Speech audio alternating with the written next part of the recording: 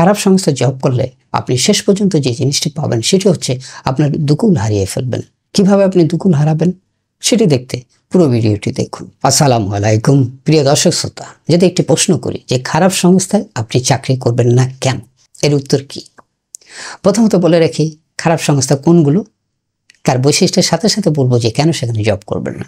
খারাপ সংস্থার প্রথম বৈশিষ্ট্য, সেই সংস্থায় যাওয়ার সময় আছে, বের হওয়ার সময় নেই। অর্থাৎ আপনি সেখানে কতক্ষণ শ্রম দিবেন, আপনার জীবনের কতটা সময় সেখানে দিবেন। আপনার দেওয়ার কথা 8 ঘন্টা, আপনি দিচ্ছেন 10 ঘন্টা, 12 ঘন্টা, 13 ঘন্টা, 14 ঘন্টা। এই সংস্থাগুলো নিশ্চিতভাবেই খারাপ সংস্থা, কোনো সন্দেহ নাই। আপনাকে যত বেনিফিট দেয় এগুলো খারাপ সংস্থা, কারণ আপনার মাসে কাজ করার কথা 170 ঘন্টা ম্যাক্সিমাম।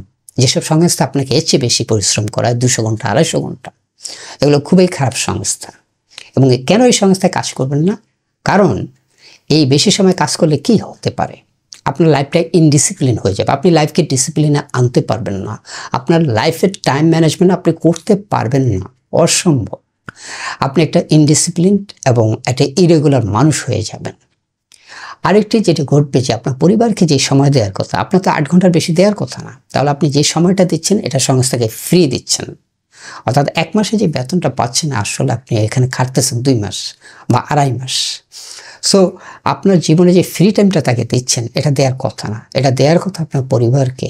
এবং পরিবারের সাথে আপনার বন্ধন আস্তে আস্তে দুর্বল হতে থাকবে, কারণ পরিবারকে যে সময়টা দেওয়ার কথা সেটা আপনি কোম্পানিকে বা সংস্থাকে ফ্রি দিয়ে দিচ্ছেন।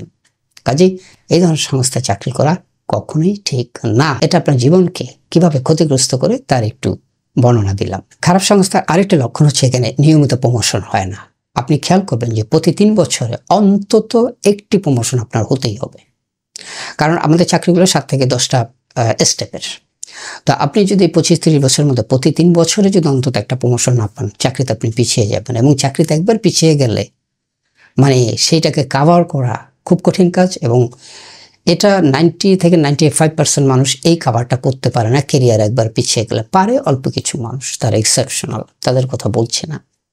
কাজে যেই সংস্থায় রেগুলার প্রমোশন হয় না, আপনি একই পজিশনে 4-5 বছর আছেন, সেই সব সংস্থায় কখনোই চাকরি করা ঠিক না। এটা আপনার ক্যারিয়ারকে ধ্বংস করে দিবে আর লাইফটাকে হেল করে দিবে। এবং আপনি যখন অন্য জায়গায় জব করতে যাবেন তখন ইন্টারভিউতে বলবে লাস্ট 5 ইয়ার্স আপনার কোনো প্রমোশন হয়নি কেন, লাস্ট 6 বছরে কেন আপনি একই পজিশনে আছেন। কাজে যেখানে ক্যারিয়ার গ্রোথ নাই, যেসব সংস্থায় ক্যারিয়ার অ্যাডভান্সমেন্ট করা যায় না, ক্যারিয়ার ডেভেলপমেন্ট হয় না, সেই সব সংস্থাকে অবশ্যই না বলতে হবে। এবং সেখানে চাকরি করলেও যত দ্রুত সম্ভব আপনাকে সুইচ করতে হবে যদি সম্ভব হয়। অনেক সংস্থায় HR পলিসি নেই। HR পলিসি না থাকলে আপনি তেমন কোনো সুবিধাই পাবেন না। একটি মানুষের জবের ক্ষেত্রে তার PF থাকতে পারে, তার গ্র্যাচুইটি থাকবে, তার 6-7 রকমের ছুটি থাকবে, সাপ্তাহিক 2 দিন ছুটি থাকবে, সরকারি ছুটি থাকবে, এছাড়া আরও 6-7 রকমের ছুটি আছে। এই ছুটিগুলার কোনো পলিসি যদি না থাকলে আপনি এগুলো পাবেন না। আপনাকে হয়তো 1 দিন ছুটি দিবে সপ্তাহে, সেখানে আবার ফোন করবে, কিংবা আপনার যে সরকারি ছুটি সেগুলো ভোগ করতে পারবেন না। আর বিভিন্ন ধরনের যে ছুটি আছে, compensatory leave, sick leave, casual leave, নানা লিভ আছে, সেগুলো আপনি পাবেন না এইসব সংস্থায়। এবং HR পলিসি না থাকলে সর্বশেষ যে ঘটনাটি ঘটবে সেটা হচ্ছে কখন যে আপনার চাকরি চলে যাবে আপনি জানেন না।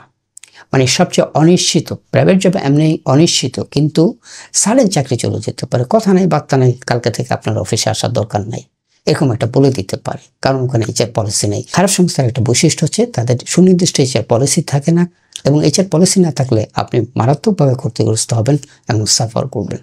যেসব সংস্থা আপনাকে শুধু দৌড়ের উপর রাখে, কিন্তু আপনার ডেভেলপমেন্টের জন্য, আপনার কেরিয়ার গ্রোথের জন্য যেসব সাপোর্ট দরকার, সময়ের সাথে সাথে প্রতিনিয়ত আপনাকে বিভিন্ন স্কিল শিখতে হবে, বিভিন্নভাবে স্কিল হতে হবে। আপনার কেরিয়ার গ্রোথের জন্য পজিশনের সাথে সময়ের সাথে সাথে নানা ধরনের স্কিল আপনাকে অ্যাচিভ করতেই হবে। আবার নানা ধরনের সার্টিফিকেট কোর্সগুলোও করতে হবে।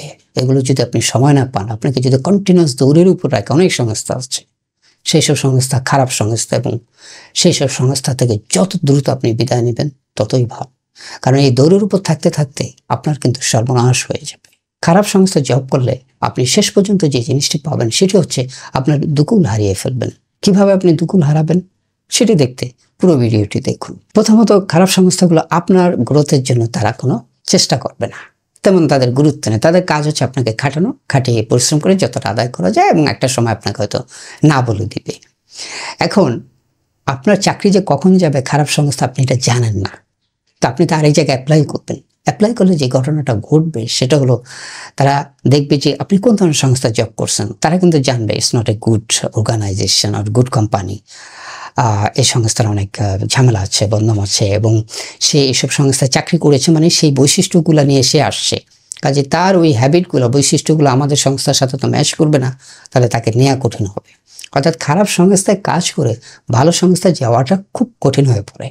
এবং তার একটা মনস্তাত্ত্বিক কারণ আছে কেন ব্র্যান্ড সংস্থাগুলো, ভালো সংস্থাগুলো দুর্বল সংস্থার লোকদেরকে নিতে চায় না বা সাধারণত নেয় না, রেয়ার কেস ছাড়া।